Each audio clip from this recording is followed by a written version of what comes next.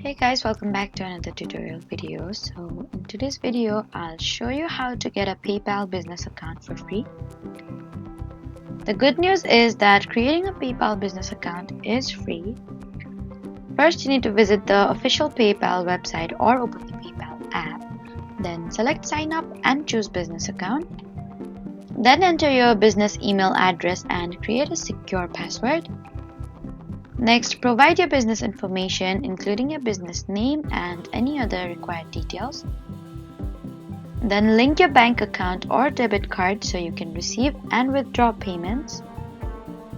After that, complete any identity verification steps if PayPal requests them. And once your account has been set up, you can begin accepting payments from customers. You need to keep in mind that while opening the account is free, transaction fees may apply when you receive certain payments.